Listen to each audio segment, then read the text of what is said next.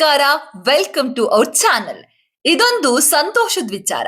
ನಮ್ಮ ಹಾಸನ ಅದರಲ್ಲೂ ಸಕಲೇಶ್ಪುರ ಮೂಲದ ಜಾಹ್ನವಿಯವರು ಇಂದು ಅಧಿಕೃತವಾಗಿ ರಾಜಕೀಯಕ್ಕೆ ಕಾಲಿಟ್ಟಿದ್ದಾರೆ.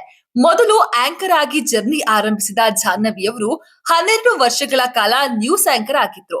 ನಂತರ ಕಲರ್ಸ್ ಕನ್ನಡದ ನನ್ನಮ್ಮ ಸೂಪರ್ ಸ್ಟಾರ್ ಗಿಚ್ಚಿಗಿಲಿಗಿಲಿ ರಿಯಾಲಿಟಿ ಶೋನಲ್ಲಿ ಕಾಣಿಸಿಕೊಂಡಿದ್ರು.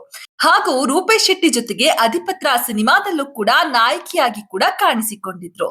ಇದೀಗ ಜಾಹ್ನವಿಯವರು ರಾಜಕೀಯ ಅಖಾಡಕ್ಕೆ ಕಾಲಿಟ್ಟಿದ್ದಾರೆ. ಎಚ್ಡಿಕೆ ಸಮ್ಮುಖದಲ್ಲಿ ಜೆಡಿಎಸ್ಗೆ ಸೇರ್ಪಡೆ. ಜಾಹ್ನವಿಯವರು ಇಂದು ಕೇಂದ್ರ ಸಚಿವ ಎಚ್.ಡಿ. ಕುಮಾರಸ್ವಾಮಿ ಅವರ ಸಮ್ಮುಖದಲ್ಲಿ ಜೆಡಿಎಸ್ಗೆ ಸೇರ್ಪಡೆಗೊಂಡಿದ್ದಾರೆ. ಬೆಂಗಳೂರಿನ ಜೆಪಿ ಭವನದಲ್ಲಿ ನಡೆದ ಕಾರ್ಯಕ್ರಮದಲ್ಲಿ ಕುಮಾರಸ್ವಾಮಿ ಅವರು ಪಕ್ಷದ ಧ್ವಜವನ್ನ ನೀಡಿ ಜಾಹ್ನವಿ ಅವರನ್ನ ಸ್ವಾಗತಿಸಿದ್ರು.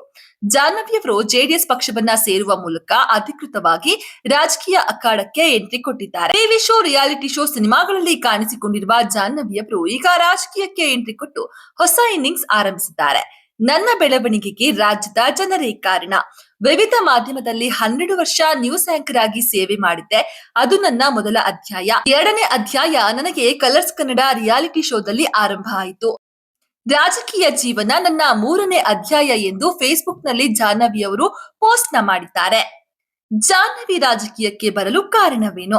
ಜಾಹ್ನವಿಯವರು ರಾಜಕೀಯಕ್ಕೆ ಬಂದಿರುವುದು ಕೇವಲ ಅಧಿಕಾರಕ್ಕಲ್ಲ, ಬದಲಾಗಿ ವ್ಯವಸ್ಥೆಯಲ್ಲಿ ಶ್ರಮಿಸುವುದು ಮತ್ತು ಸಮಾಜ ಸೇವೆಯನ್ನ ಜನಸಾಮಾನ್ಯರ ಮನೆ ಬಾಗಿಲಿಗೆ ತಲುಪಿಸುವುದು ಜಾಹ್ನವಿಯವರ ಉದ್ದೇಶ ಆಗಿದೆ.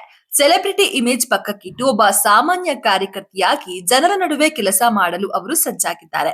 ಕುಮಾರಣ್ಣನವರ ಮಾರ್ಗದರ್ಶನದಲ್ಲಿ ರಾಜ್ಯದ ಹಿತದೃಷ್ಟಿಯಿಂದ ಕೆಲಸ ಮಾಡುವುದಾಗಿ ಜಾಹ್ನವಿಯವರು ಭರವಸೆಯನ್ನ ನೀಡಿದ್ದಾರೆ. ಜಾಹ್ನವಿಯವರ ಈ ಹೊಸ ಪಯಣಕ್ಕೆ ಅವರ ಅಭಿಮಾನಿಗಳು ಮತ್ತು ಜೆಡಿಎಸ್ ಕಾರ್ಯಕರ್ತರು ಶುಭ ಹಾರೈಸಿದ್ದಾರೆ. ಮಾಧ್ಯಮದ ತೀಕ್ಷ್ಣ ಮಾತುಗಳ ಮೂಲಕ ಜನರ ಧ್ವನಿಯಾಗಿದ್ದ ಜಾಹ್ನವಿ